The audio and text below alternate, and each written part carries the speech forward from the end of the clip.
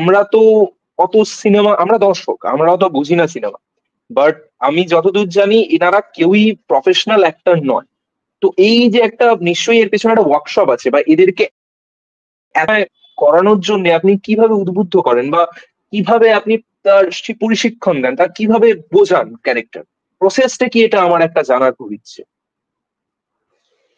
দেখো, এই শর্ট ফিল্মটাতে যারা অভিনয় করেছে তার মধ্যে অশান্ত দা, মানে বৃদ্ধা মায়ের বড় ছেলের চরিত্রে যিনি করেছেন তিনি ছাড়া, আমি টুকটাক একটু আধটু কাজ করি, এই দুজন ছাড়া বাকি প্রত্যেকেই কিন্তু নতুন। এবং এদেরকে নিয়ে কাজ করেছি তার একটাই কারণ, তুমিও হয়তো শুনেছো যে বৃদ্ধা দুর্গার প্রথমে একজনের করার কথা ছিল, তো তিনি আনফর্চুনেটলি করতে পারেননি। তিনিও কিন্তু নতুন ছিলেন।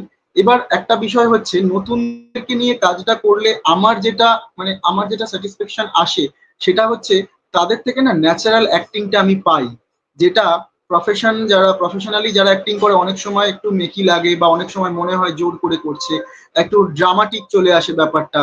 তো নতুনদেরকে নিয়ে কাজ করলে কি হয়, তাদের থেকে ন্যাচারাল জিনিসটা আমি পাই।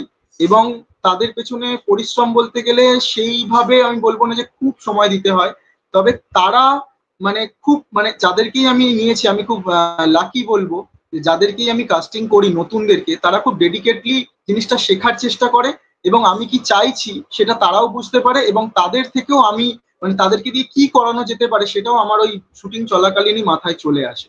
তো এইভাবেই ওয়ার্কশপ করানো। আর একটা জিনিস আমি সবাইকে বলি, যারা নতুন অভিনয় করে আমার সাথে বা একসাথে কাজ করি, যারা নতুন তাদেরকে বলি তোমাকে অভিনয় করতে হবে না, মনে করো সাপোজ এটা তোমার ছেলে বা এটা তোমার মেয়ে, তুমি তার সাথে যেভাবে কথা বলবে সেইভাবে।